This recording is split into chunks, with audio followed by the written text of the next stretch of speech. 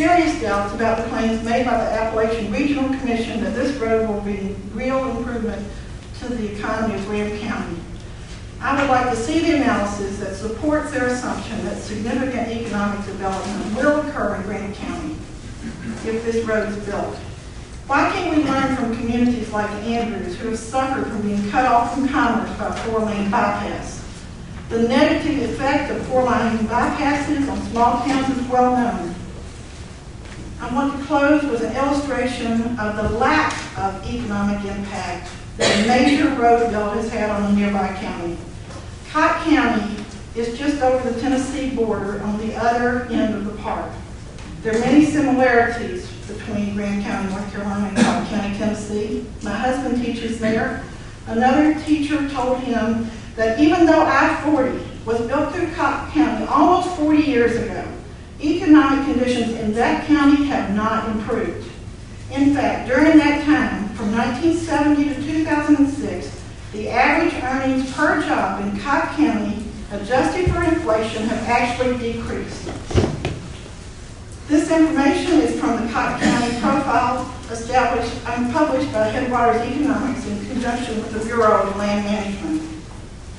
The 2000 census shows that the median income per household in Cott County was actually lower than the median income per household in Graham County, in spite of the fact that the interstate runs right through Cott County.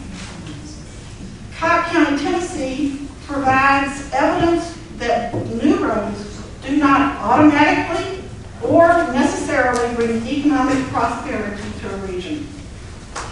Mr. Lewis and the North Carolina DOT, please be sensitive to the priceless terrain, the priceless heritage, and this wonderful community that is in the Stocoa Valley.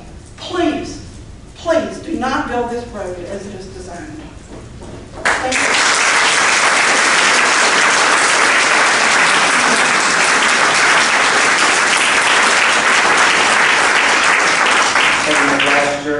Next we have Brian Rao, and after that, Doc Savage.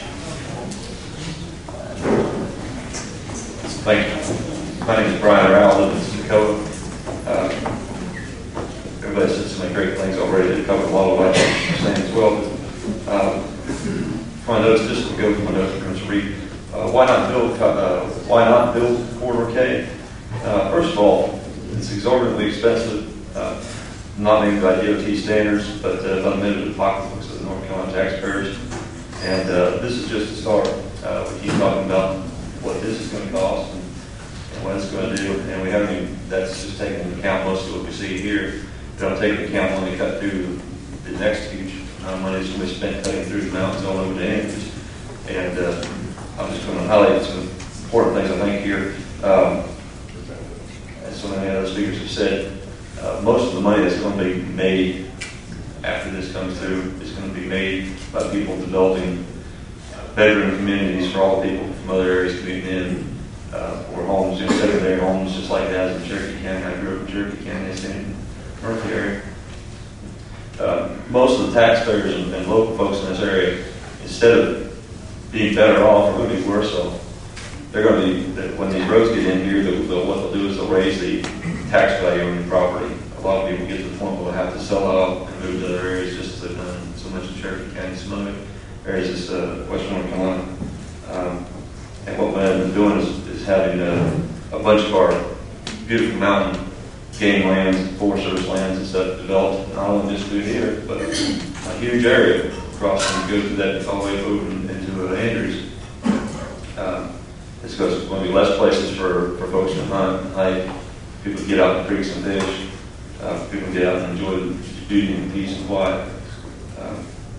I don't see how it's going to help anybody. What's going to end up being the case is we'll have most of the county be converted to gated communities where people feel like they're pretty much not welcome in their own hometown anymore.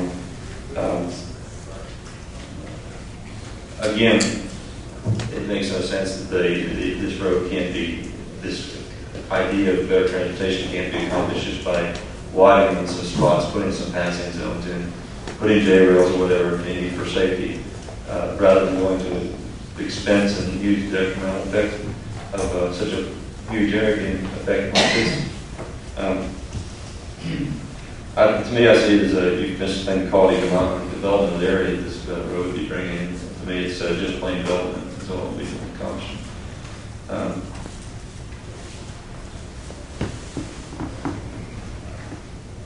A lot of people contest this. I'm sure the DOT have had discussions about it. I feel like I'm quite certain that this is just a start. Not only, as I said, the road is section being made on over to Andrews for Corridor K itself, but many people are aware of the I-3 corridor that has been trying to push in Savannah all the way up to Knoxville, Tennessee area. Basically, one of the biggest challenges of it being in the western North Carolina areas that comes through up into Murphy from south northeast Georgia would be cutting across those mountains right there. Would be basically building a tunnel system for the interstate to be brought in. Then the only other step basically for that through North Carolina is to destroy 129. The main draw we have in this area for tourism is things like 129 until the Dragon.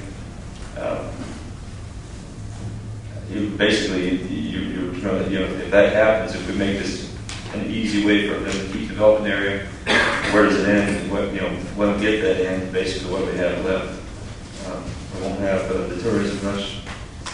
A lot of people won't be able to afford to live there anymore, and the community just complete, in my opinion, complete ruined. And that's basically all I'll leave it at that, because I think everybody else has covered most of my points. Thank you.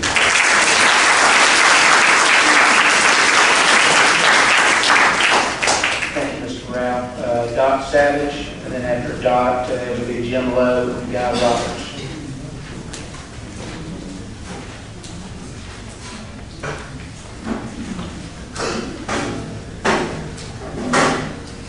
Good evening, I'm Doc Savage. I'd like to echo everything that's been said above. Also, Graham County's been built as the last frontier. I'd like to keep it that way. Also, people are concerned about the hospital access.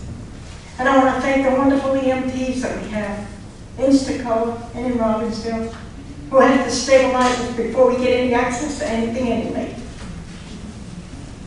I turn my right and I go to the hospital. Big Mama comes in and gets my husband, he has to go to VA. But they took away a lot. They took away Merry Christmas. They took away God We Trust You. Don't take away the heaven from the heavens. Thank you.